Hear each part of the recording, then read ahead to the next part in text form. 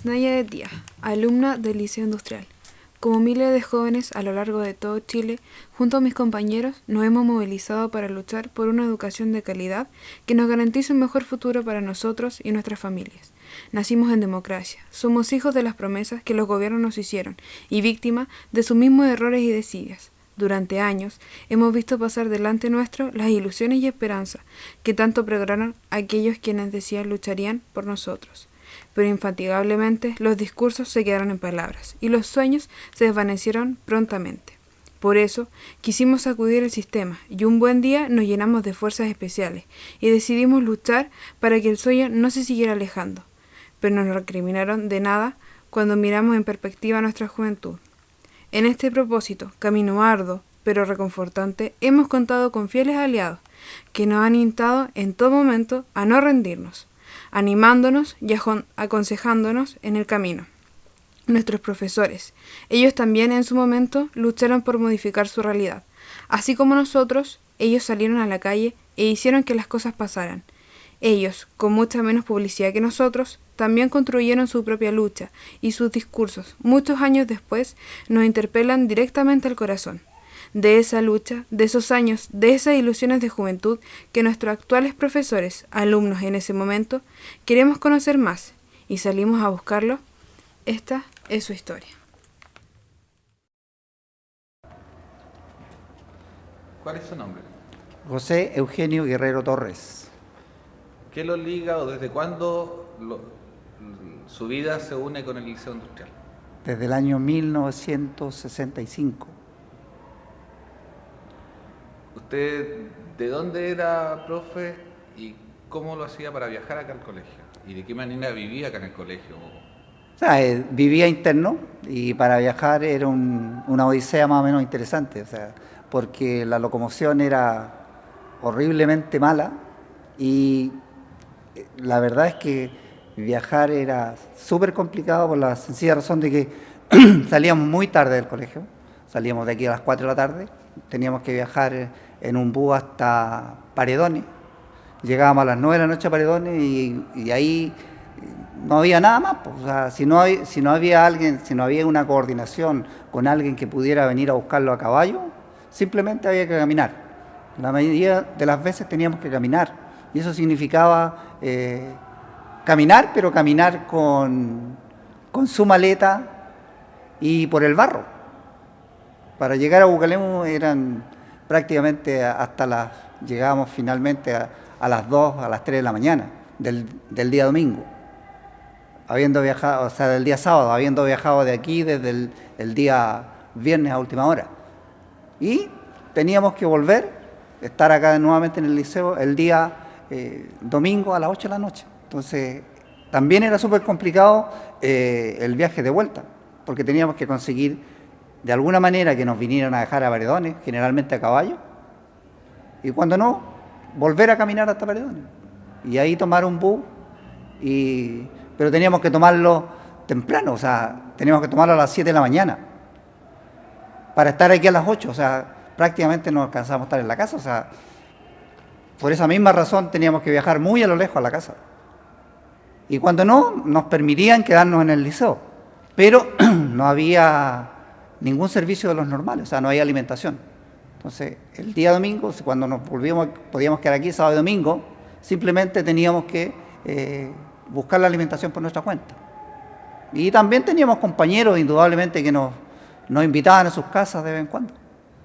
Y de esa manera estudiábamos, o sea, las condiciones eran muy extremas, pero lo único que nos preocupaba era el salir adelante, cumplir un objetivo y terminar un proceso, en el fondo era eso.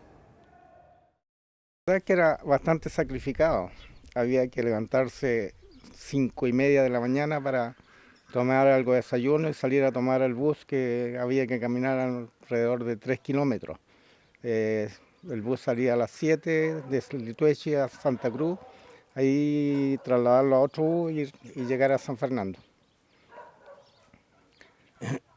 ¿Dónde se quedaba allá? Era interno. También a veces me quedaba en la casa de una hermana que vivía en San Fernando. ¿Y cómo era la vida en el internado en ese tiempo? Bueno, había de todo. eh, Era tranquila a veces, otras veces bastante convulsionada por el asunto político, digamos, las huelgas, las tomas, eso. Como un círculo vicioso, como un río paralelo o como un reflejo permanente, la educación chilena pareciera ser que desde siempre adoleció de los mismos males. Poco apoyo parte del Estado, enorme segmentación social y ausencia de políticas de largo plazo. La educación pública, y con mayor dramatismo la técnica profesional, aquella dirigida hacia los sectores más carentes y desatendidos de la sociedad, también se vio afectada por esta realidad. Mala infraestructura, escaso equipamiento y poca vinculación con el mundo del trabajo fueron originando insatisfacciones y descontentos en los alumnos del siglo anterior. Precisamente, los años 60, de por sí agitados, fueron testigos de cómo un puñado de estudiantes, hoy vistos como pioneros, quisieron manifestar ese descontento ante su precaria situación, convencidos de que cuando la lucha es justa no puede sino ser llevada a cabo. Se hicieron notar, y de gran manera, primero dentro de los propios establecimientos, luego en recordadas y sufridas marchas por las rutas del país, con el arrojo propio de la juventud y con la intrepidez de los que poco tienen que perder. Salieron a la calle, a las plazas, a los caminos. Que el malestar se haga presente, que la sociedad se entere, que la injusticia se corrijan, que las soluciones se hagan presentes. Así es sencillo, pero sí también de valiente. Sí, yo era estudiante en aquellos años, me recuerdo, parece que estaba en segundo año o en primer año, no me recuerdo mucho. Y este paro se hizo a raíz de las malas condiciones que teníamos en los talleres, que eran pésimos, ¿no? Pésimos los talleres, había que entrar con paraguas que se boteaban enteros y muy arriesgados porque eran máquinas eléctricas las que había que a los tornos, las fresadoras y en cualquier momento veía que un chiquillo era electrocutado, las condiciones eran pésimas para trabajar. A raíz de eso se tomó la decisión de hacer un paro y ese paro continuó y llegamos a una marcha que los alumnos de cursos superiores se fueron a Santiago en marcha, nosotros no, yo estaba interno acá y los más chicos los dejaron acá, no quisieron llevarnos a Santiago porque fueron los de cursos superiores, en aquellos años hasta el quinto año acá, los alumnos eran grandes ya, los cabros viejitos ya, ¿no? Irresponsables, ¿sí? Y sí, y a raíz de esa marcha y ese paro, que fue como un mes más o menos, se construyeron los talleres que están actualmente. Se eliminan los otros. Lo que yo recuerdo es que, en primer lugar, yo creo que fuimos uno de los primeros que se nos ocurrió hacer una movilización e incluso ir un poco más allá, tomarnos el colegio. ¿Ya? Recuerdo que esa movilización fue a raíz de la construcción de los talleres. Eran muy deficientes los talleres que teníamos. El colegio funcionaba en base a una empresa, una Coutiembre que había ahí, ¿no es cierto? Por lo tanto, todavía recuerdo las transmisiones eran por el famoso canal Junín, ahí movía unas turbinas y obteníamos la energía, ¿ya? Entonces, a raíz de eso, decidimos hacer una movilización, tomar el colegio y enseguida partir a Santiago. Pero nos unimos con los amigos de Curicó. Llegaron los muchachos de Curicó, los compañeros alumnos, y partimos en la tarde, una tarde. ¿Hasta dónde llegamos? Hasta Rengo. Ahí en Rengo me recuerdo que dormimos, si no me equivoco, no sé si fue un gimnasio o un teatro, parece que fue en un teatro, no lo tengo muy claro, pero ahí dormimos. Y al otro día seguimos a Rancagua. Llegamos a Rancagua, ahí ya nos estaban esperando, ahí nos atendieron, en Rengo también nos dieron cafecito, por si acaso. Nos atendieron en Rancagua y así en forma resumida partimos de ahí a Santiago. El viaje, bueno, el viaje se hizo algunos en tren, pero otros a pie. Llegamos a Santiago, a la casa del estudiante americano. Allá también nos estaban esperando, nos atendieron, algunos llegaban con las zapatillas rotas, con muchas ampollas, pero la cuestión es que ahí nos atendieron, ahí estuvimos una noche, ¿no? Dormimos ahí. Al otro día nos recibieron en el despacho del ministerio y fue una delegación de los mayores, de los dirigentes mayores. Los que éramos los dirigentes más bajos nos quedamos ahí con los demás muchachos. Y puedo decir con orgullo de que a raíz de esa movilización las autoridades lo tomaron en serio y llamó mucho la atención, porque aunque ustedes no crean, en el camino es increíble cómo la gente nos apoyaba. La gente nos apoyaba, nos daban agua, nos daban incluso hasta sándwich alguna gente. Nos tocaban la bocina, a veces se paraban para decirnos acaso nos llevaban. Todas esas situaciones fueron bastante, para nosotros era muy importante porque veíamos que no estábamos tan solos, que la gente entendía. Y era la primera vez, o muy pocas veces me imagino, pero era la primera vez que alumnos hacían ese esfuerzo. A raíz de esa movilización, obviamente que yo no alcancé a ver, porque yo egresé el 65 y los talleres se empezaron a construir con la llegada de don Eduardo Frei, padre. Primero fue el año 65. Yo era un alumno de primer año. O sea, prácticamente no conocía nada, nos involucramos igual. Con alguna resistencia logramos que los dirigentes aceptaran que marcháramos todos, aunque fuéramos alumnos de primer año. Nos pusimos de acuerdo con gente de la industrial de Curicó con que nos íbamos a juntar en Rancagua. Ellos llegaban en tren hasta Rancagua, nosotros hasta Rancagua, nos juntábamos ahí y al final, y de ahí seguíamos juntos. Pero nos llegó la información de que la idea que teníamos era llegar a Rancagua todos juntos y de ahí marchar a Santiago. Pero nos prohibieron, no se logró conseguir el permiso para pasar caminando por el túnel de Angostura. Entonces la estrategia cambió. Íbamos en tren, pero hasta Hospital. En Hospital nos bajamos y de ahí caminamos. Caminamos prácticamente hasta llegar a San Bernardo, en que de tanto caminar ya en la noche pararon como 2 o 3 camiones. Nos invitaron, nos preguntaban dónde íbamos, si nos podían adelantar un poco, dijimos que sí, y nos dejaron en la estación de San Bernardo. Dormimos en la estación de San Bernardo, todos en los pasillos donde podíamos. Y al día siguiente partimos caminando hasta el centro de Santiago.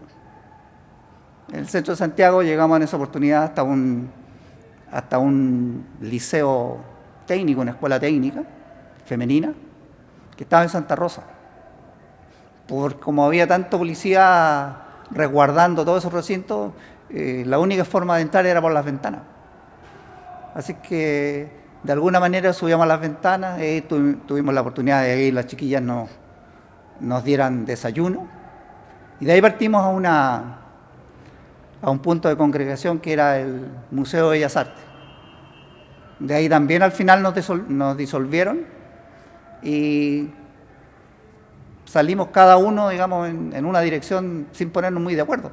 Y por el camino también Carabineros, yo iba con un grupo más o menos de 5 o 6 personas y dijo, esos también participaban. ¿En qué? En la marcha. No, nosotros no tenemos idea de lo que están hablando ustedes. Entonces, ¿y a ellos por qué se los llevan? No, porque son participantes. ¿A dónde se los llevan? Nos dieron la comisaría donde iban, nos comunicamos como pudimos con algunos de los dirigentes para que fueran a sacarnos, y posteriormente tuvimos que volver, cada uno por su cuenta, o sea, ni siquiera organizada la vuelta. La vuelta fue simplemente, cada uno se las arreglaba para venirse. No fue, digamos, que volviera la delegación que partió, no, en Santiago se desarmó todo. Y ahí cada uno volvió a su punto. Hubo algunos se quedaron en Santiago, otros volvimos acá al liceo a estar internos de nuevo. Y esa fue más o menos la odisea de esa huelga, la primera huelga en la que participé en mi vida, teniendo alrededor de ¿cuánto? 14, 15 años. San Fernando en esos años era un pequeño pueblo de paso, un punto caminero de los que van al sur, apenas una ciudad emergente, nada muy bullente ni muy pujante. Acá todo, hasta ahora, se hacía a paso lento, cansino, reposado. Las cercanías con la capital no la dotaron de un ritmo trepidante, ni de una frenesía marcada. La vida en la ciudad fue más un sopor, un respiro, una pausa, una siesta en la historia. Pero, y aquí lo extraño, algunas veces, las menos, la ciudad se convulsionaba. En la aldea, donde nunca pasaba nada, un acontecimiento tan sencillo como significativo quebraba el silencio y las calles se tornaban vocinglería y cantos. El clásico entre el Liceo Industrial y el Liceo de Hombres, por aquel entonces los colegios más importantes de la zona. Era el tema de la semana, no se hablaba de otra cosa, no se apostaba por otra cosa, ni por otra cosa se le iba la vida a los alumnos de esos años. El clásico se vivía mucho antes, se jugaba semanas antes, se anhelaba tiempo antes. Era el adviento estudiantil, la esperada brisa de la revancha y de sano enfrentamiento. El clásico estudiantil fue el evento mayor de esos años. Mira, los clásicos para mí, yo soy bien deportista en ese aspecto, los clásicos son como mirar ahora un clásico de Colo-Colo con Lachi. Para mí los clásicos eran una cosa a muerte, tanto la parte, nosotros los estudiantes del industrial, como la gente del liceo.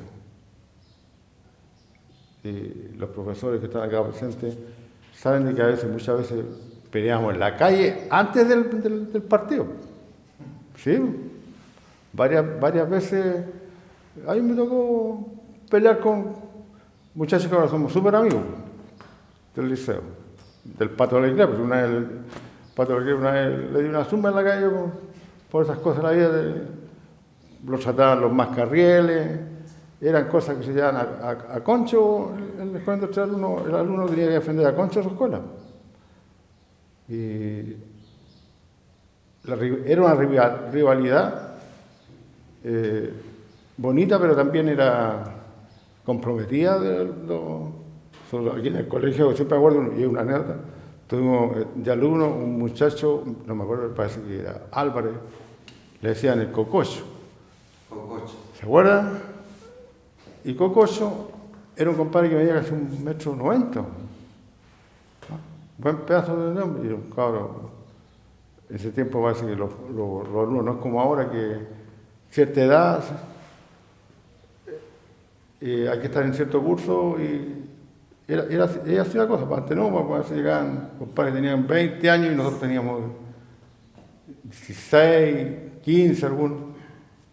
Se habían repetido no sé cuántas veces en un colegio, entonces llegaban aquí a estudiar, pero bueno, era un pedazo era un hombre. Arrasó con papa y caldo contra la defensa del liceo. Esa vez me acuerdo que se ganó como 4-1 eso. Aquí hicimos en el colegio, está totalmente cambiado ahora. Me acuerdo que llegamos acá, ganamos en el fútbol, ganamos en la copucha, en las barras, y el estadio lleno de palo a palo. Y la gente de la ciudad vibraba con ese evento. Son cosas que a uno lo hace recordar y no se vive eso ahora.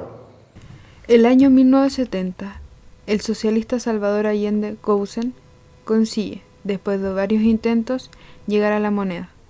Con la llegada del nuevo presidente, se anunciaron reformas y transformaciones a gran escala dentro de la sociedad chilena. Pero también, a la par de sus anuncios, se va perfilando una incipiente polarización dentro del tejido social. No habrá en esos años periodos extensos de paz y reposo. Al contrario, la escaramuza, la trifulca y el encono marcan la convivencia de la patria entera. Y estos desencuentros marcan la historia de esos años y dejan heridas largamente abiertas.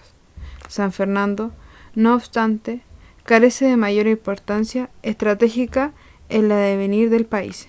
También vivirá a escala propia el desgaste de esos tiempos. Cada barrio, organización y comunidad local vivió esa animadversión, esas ansias por el enfrentamiento y ese gusto por la disputa verbal, tan presente en los árboles de esa década. También esa atmósfera de precariedad en la armonía nos alcanzó en nuestro querido Liceo Industrial. La convivencia se erosionó y el diálogo se tornó estéril y escaso. Nunca antes la vida se mostró tan impredecible en su extensión.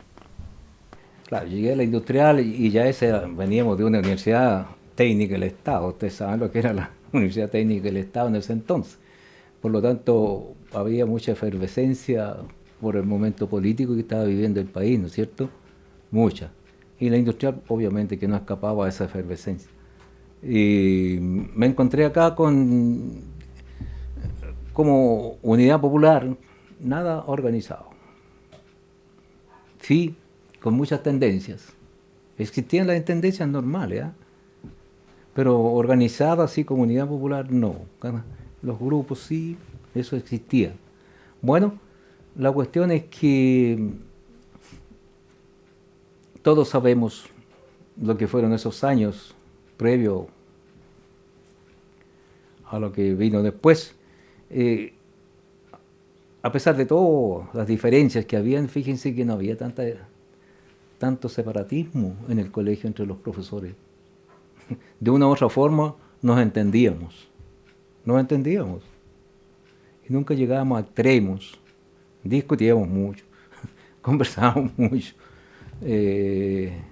La mayoría, sí, de los profesores, la mayoría, éramos gente de izquierda. Y éramos gente de izquierda, por lo tanto, afines a la Unidad Popular. Pero como bloque, no funcionaba. En los consejos sí, en los consejos siempre los poderosos eran los comunachos. Eran más organizaditos. Y eran cabros jóvenes. Había gente de un gran valor ahí. Yo siempre voy a recordar a Carlos Torquia, o Torcha, como le dicen. ¿Ya? Era un hombre realmente muy capaz. Y es hasta la fecha. Y había un grupo grande. Bueno, así funcionaba. Empezó ya el gobierno, con el gobierno de don Salvador Allende. Yo sigo manteniendo que ese gobierno de Salvador Allende, lo único que faltó fue que la gente entendiera de qué se trataba, para dónde iba. Lo sigo diciendo porque era así. Si hoy en día hacemos un análisis bien concienzudo, se van a dar cuenta ustedes que lo que quería Allende en el fondo, hay muchas de las cosas que se están haciendo ahora. Gratuidad en la educación, gratuidad en la salud, etcétera, por dar dos ejemplos. Y eso era así, era eso. Pero este pequeño país está predominado y sigue predominado por unos pocos capitalistas. Y esos burgueses jamás van a aceptar a un país, ¿no es cierto?, a una élite de tipo socialista. No lo van a aceptar nunca, porque le tocan sus bolsillos, y eso no lo van a aceptar. Y hoy en día sabemos en qué se ve enfrentado, en qué nos vemos enfrentados. Cualquier reforma de sentido social que se pretenda hacer de importancia, en ese entonces, imagínense, la oposición que había, y cómo se distorsionaban. Bueno, hoy en día anda por ahí la cosa, más o menos. Organizamos, sí, frente a la necesidad que había de alimentos. Tuvimos que organizar. Nos organizamos y logramos realmente ahí una organización bien interesante. Se salía a conseguir alimento al campo, es cierto, en un famoso camioncito que teníamos. Ese camioncito volvíamos lleno, con papa, con poroto, con todo un poco. Y acá en la ciudad, la Nestlé Chiprodal, nos pasaba leche, nos daban Nescafé, un montón de cosas. Llegaban pollos y todo eso nosotros lo repartíamos. No dejábamos absolutamente a nadie. Y lo digo, no dejábamos porque era uno lo que estaba ahí haciendo los paquetitos y entregándolos según la cantidad de gente. Y eso funcionó muy bien, siempre funcionó muy bien. Fuese quien fuese, no se miraba el color político para estar entregándole, no, nunca, nunca, eso se hizo siempre. Eso funcionó, en el colegio funcionó muy bien. Si alguien dice que no era así, está mintiendo, porque fue así. Yo fui nombrado asesor del centro de alumnos cuando llegué a esa escuela. Entonces ese era mi delito que tenía ante los milicos. Fui asesor del centro de alumnos nombrado por ellos. Y por eso me acusaron de activista político en el tiempo de la dictadura. Y ahora el ambiente anterior a la dictadura, nosotros funcionábamos en base a la realidad que se vivía en ese tiempo por la escasez de alimentos. Entonces se formó una HAP, una distribuidora de alimentos, en la medida que podíamos nosotros conseguir también, porque era difícil. Pero a través de esos mecanismos logramos distribuir todos los alimentos que llegaban al colegio. Cuando yo ingresé el año 73, algo que me llamó un poco la atención, bueno, todos éramos amigos, todos teníamos ideales muy similares, pero no faltaba quien por ahí me dijo, cuando me presentó el director, dándome a conocer, presentándome que yo era un nuevo profesor por acá, yo aún no recibí el título, pero igual como profesor, alguien me dijo, usted es un nuevo Upeliento. Y entonces me di cuenta que había variedad de pensamientos y de ideología, pero el ambiente era bueno, era grato, pero tenso, eso sí, por lo que estaba pasando a nivel país. Paros de camioneros, bombazos a las torres de alta tensión.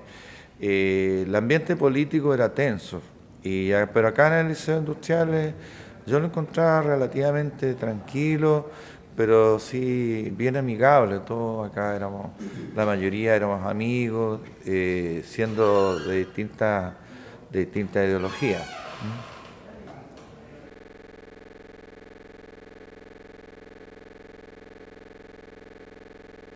Esa noche no dormí en el internado. Pero sí recuerdo que fui en la mañana a la oficina de la Junta Escolar y Becas y estaba haciendo algunos trámites porque yo era becado en el internado. En un momento nos avisan que ya no se atendía más porque se había producido un pronunciamiento militar, se decía en ese momento. De ahí regresamos a la escuela y ya en la escuela ya habían estado los militares, habían hecho allanamiento. Creo, según algunos compañeros contaban, algunos golpes a los que eran más declive de izquierda. Y eso, requisaba algunos libros, panfletos, cosas así. El día 11 de septiembre me tocó clase acá, me presenté y bueno, a media mañana empezamos a comunicarnos entre profesores de que había un golpe de Estado. Y que todas las radioemisoras estaban en cadena por quienes habían tomado el gobierno en ese momento, así es que nos reunimos algunos profesores que éramos de la Unidad Popular en ese tiempo y comentamos el hecho, algunos más pesimistas que otros, unos decían, no, que en cuanto a los militares, conocíamos buenos militares como Schneider, como Pratt. Entonces pensábamos que los militares solamente iban a poner orden, que era lo que hacía falta en ese momento a nivel de sociedad chilena. Pero nunca nos imaginamos que no era eso, sino que quienes tomaban el poder era un sector de militares que netamente comprometidos o identificados con la extrema derecha del país, defensores de del empresariado o del nivel aristocrático de la sociedad chilena. Entonces me acuerdo que nos mandaron a la casa, a los alumnos también, que se fueran a sus casas y ahí en la casa empezamos a escuchar radio, ver la televisión y ahí yo empecé a ver con cierto horror y preocupación la manera en cómo se nos amenazaba por parte de la nueva Junta de Gobierno y con qué odio se referían a la Unidad Popular. Entonces ahí dije yo, ahí se me vino una depresión bastante grande porque dije yo, esto no, se viene algo horrible, porque lo que debía haber sido en ese momento era que el gobierno militar hubiera estado 6 meses y haberle entregado el poder al presidente de la Cámara de Senado, que en ese tiempo era Eduardo Frei Montalva. Pero no fue así, no se esperó 6 meses, hubo que esperar 17 años. Lo que sí recuerdo es que ese día me dio mucha pena y me fui al baño y ahí un colega que me consoló. Eduardo Fabre se llama el jefe. No, Víctor, tire el ánimo para arriba, Torejo. No sé, pensé que ahí se me veían muchos sueños, muchos proyectos, pero yo pensaba que el proyecto que tenía la Unidad Popular era bueno, demasiado ambicioso quizás y bueno, no toda la gente de la Unidad Popular se comportaba como de diversivo, pero eso pasa en todo grupo humano, en toda sociedad. Yo recuerdo que yo siempre manera tenía un radio chico de esto para que me despertara con alarma. Y estaba con música, todo, y era rico. Y ese día, me recuerdo yo el 11 de septiembre, encendió el radio y escucho marchas. ¿Qué pasó? Marcha. Puse atención. Y al poquito rato, bando número 2. Y habla el general Pinochet. No me recuerdo qué fue lo que dijo. Y dije yo, chuta, quedó la escoba. Así que me levanté y me vine aquí al liceo. Y aquí no, ya están despechando a todos los alumnos, se fueron, todos los funcionarios todavía aquí, todo, porque el golpe de Estado ya estaba ya.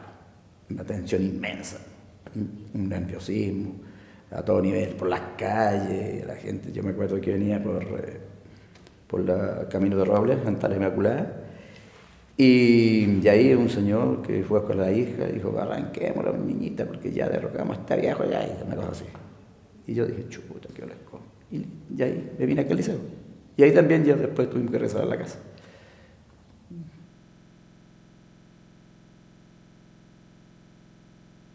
Después del golpe de Estado, en esos momentos había toque queda, había que andar con mucho cuidado, porque la tensión era muy grande,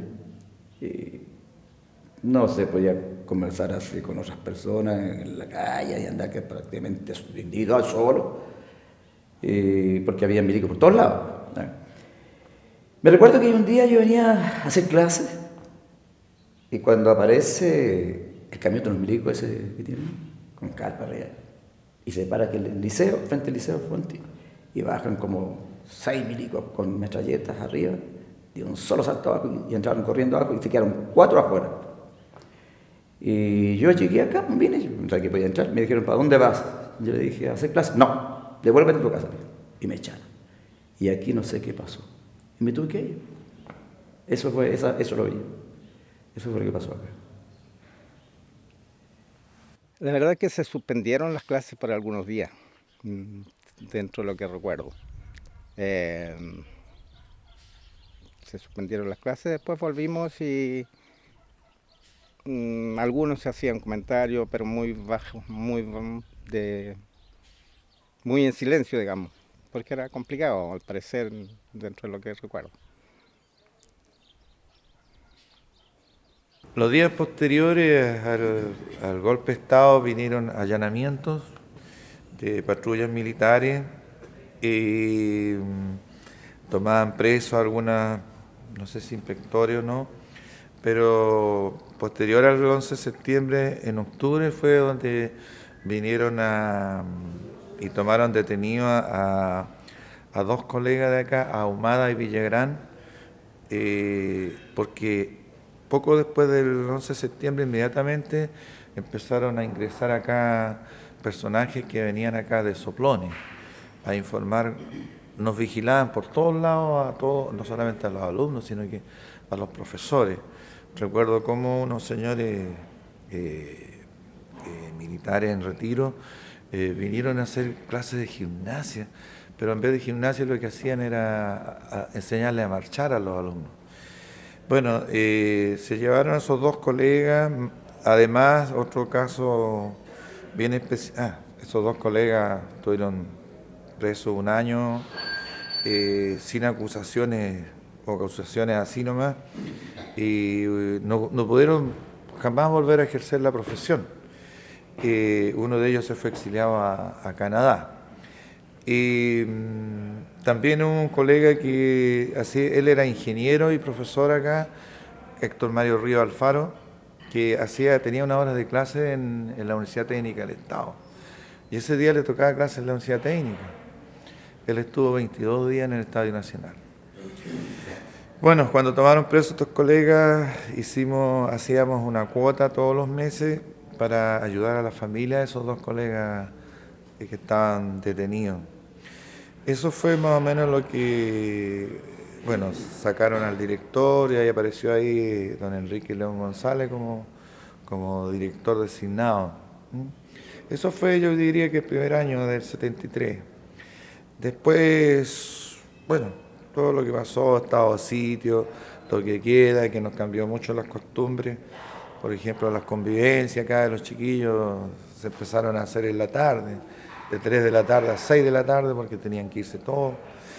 La represión fue en el liceo después del 11, no sé hasta qué punto, yo la noté mucho más cuando apareció la COESER de la Sociedad Nacional de Agricultura, donde ahí sí que hubo una represión muy fuerte, donde se echó como al 50% de los funcionarios, y a los que no éramos partidarios de la ideología de la dictadura, como el caso mío, nos rebajaron el horario, nos castigaron de alguna manera, nos presionaron para que nos fuéramos.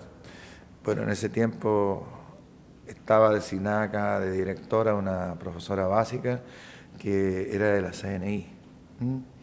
Así que eso en forma, a grosso modo.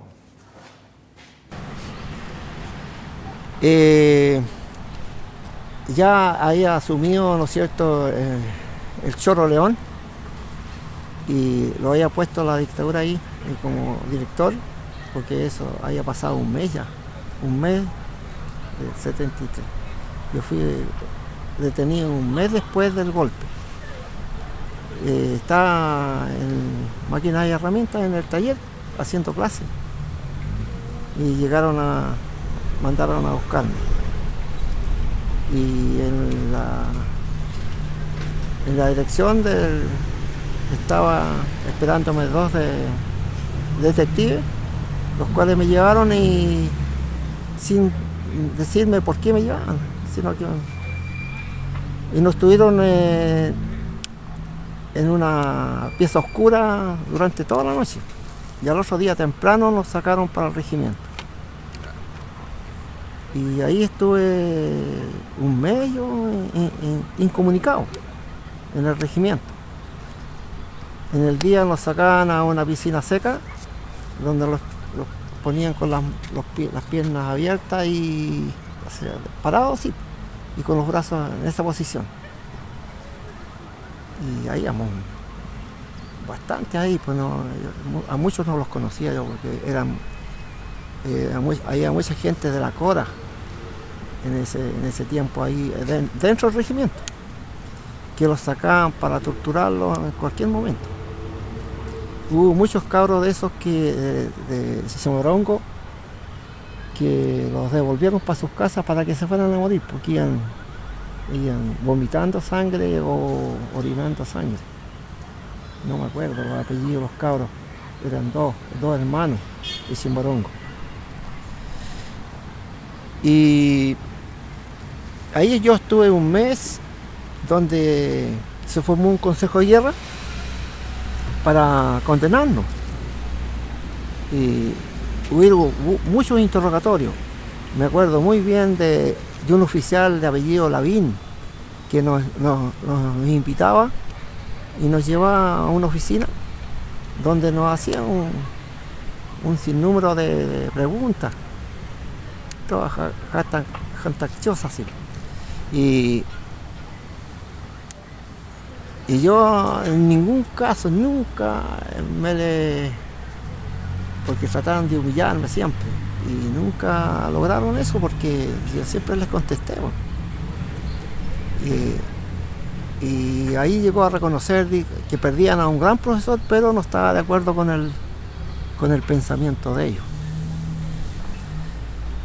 Eso le dije no me conduce a ser diferente de aquí en adelante, sino que yo voy a ser siempre el mismo. Así que ustedes no me van a hacer cambiar. Por mucho que ellos se sometan o traten de someterme a sus principios, no, le dije, nunca voy a someter. Y de ahí vino el Consejo de Guerra, donde hay un grupo de como de 25 más o menos. Y estos cabros de la Cora, hay un apellido, un alemán, apellido Schubert. Y dos fueron condenados a muerte porque según ellos los habían sorprendido con armamentos. Fueron condenados a muerte, donde la embajada alemana pidió inmediatamente, les pidió la libertad para ellos, porque ellos se los llevaban. Y en esa oportunidad fueron 4 que salieron de ahí de la cárcel, del regimiento, y se los llevaron a Alemania, se los llevó. Porque la Alemania puso el grito en el cielo en el sentido de que si ellos sometían a ese Consejo de Guerra, a esos ciudadanos alemanes, ellos retiraban la embajada de Chile. Y esa fue la razón por la que se fueron. Y la primera condena en ese día para mí fue deportado a la oficina salitrera del norte por 7 años. Iba yo deportado para allá.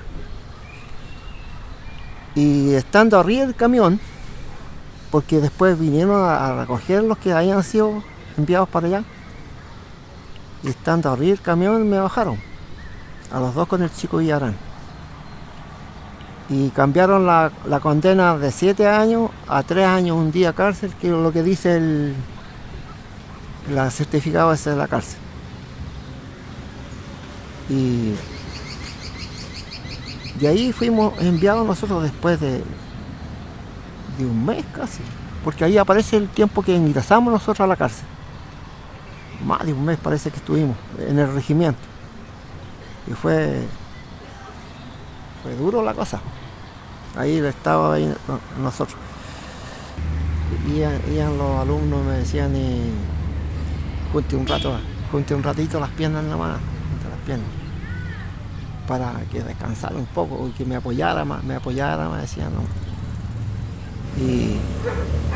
Pero en forma bien simulada. Y en la noche nos pasaban, nos hacían dormir ahí en la sala de música, donde nos pasaban una frazada que era como una telita de cebolla. Y nos envolvíamos, con el chico Villarán nos envolvíamos en el palo central de la sala de música, y ahí dormíamos de pie, porque estaba todo mojado. Tiraban agua primero y después lo echaban para adentro nosotros. Y así vivimos un mes. Y una de las tantas. Y ahí después aparecían los interrogatorios, que no eran. A veces en la noche nos sacaban para los interrogatorios. Y ahí estaba el capitán Manrique y el perro Marín, que se prestó para esa. No sé si vive todavía el perro Marín ahí. Y se prestó para denunciar gente y torturar también ahí. Y a nosotros nos llevaban a cara descubierta, así que pudimos ver quién nos hacía las preguntas y quién nos hacía daño. Entonces fue duro. En 2 oportunidades sacaron. En esas camionetas C10 que tenían anchas antes. Y también ahí iban alumnos. Entonces tuve la oportunidad de recibir antes la respuesta, porque el cabro me decía que era puro sí a la cuestión no. Pero así muchos, ¿cuánto se llama? Psicológicamente quedaron convertidos en harapos humanos, porque imagínense frente a un pelotón de fusileros ahí, era dura la cosa. Pero yo nunca creí que iban a disparar tampoco, porque habían alumnos míos ahí que estaban ahí. Entonces, claro, ellos eran montados, pero no sé, pues, no. O sea, tuve siempre esa confianza que iba a salir con vida de ahí. Yo creo que tuvo que ver mucho eso, porque cuando fuimos enviados a la cárcel, el primer día de visita, estaban los 4 cuartos allá en la cárcel, haciendo fila para ingresar para verme. Entonces, y no tuvieron miedo los cabros, y fueron todos a verme. Y pude ver después cuando me trajeron a la escuela, en un día, no sé para qué, y me paran en la pizarra, adelante de la pizarra y el curso para atrás. Y yo miraba el rostro de los alumnos y vi ahí cuánto me estimaban, porque les corría la lágrima a los cabros. Tiene que haber sido, el estado mío era, imagínate, ya había pasado harto tiempo ya. Y entonces yo creo que ese fue uno de los que los frenó a que no me mataran, porque dejaban un hoyo muy grande ahí en el alumnado. Hay una gran estima al asesor que ellos tenían. Ahí yo puedo decir que ahí a derecha, a izquierda, que estaban en consultas conmigo, y siempre yo los atendí así. Fui el orientador que tuvieron siempre. Era un chiquillo de la misma tendencia de Enzo Muñoz. Eran los dos comunachos de la Juventud Comunista. Y dirigente, por supuesto, era un líder también de entre los dirigentes. Y Busto era muy destacado, muy conocido. Y como te digo, lo tomaron preso, bueno, le sacaron la mugre. Ese muchacho aún sigue en Canadá, pero allá la verdad es que lo rehicieron porque ya destrozado prácticamente. Lograron sacarlo, no sé cómo,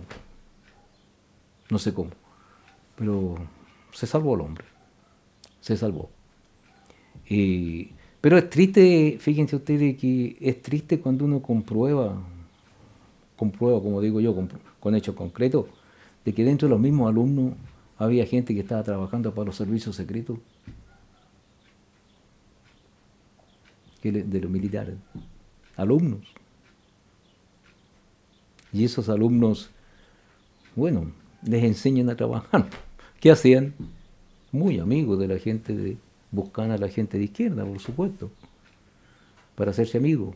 Muy allegados a esos alumnos, a los profes sobre todo Ahumada. Ahumada tenía mucha llegada con los alumnos. Por eso es que Ahumada yo creo que lo agarraron. Tenía mucha llegada. Y ese muchacho, es increíble, lo teníamos en la especialidad y era el que pasaba toda la información. Toda la información. Yo nunca me he encontrado con el famoso Almazán después. Nunca. Pero Ahumada sí. Ahumada sí.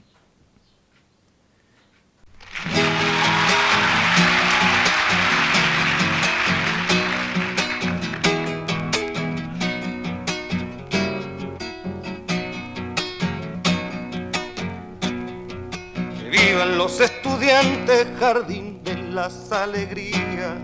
Son aves que no se asustan de animal ni policía. Y no le asustan las balas ni el ladrar de la jauría. Caramba y zamba la cosa, que viva la astronomía.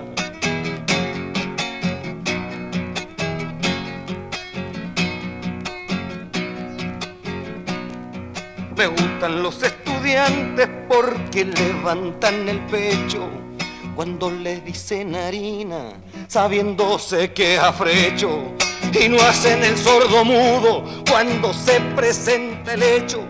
Caramba y zamba la cosa, el código del derecho.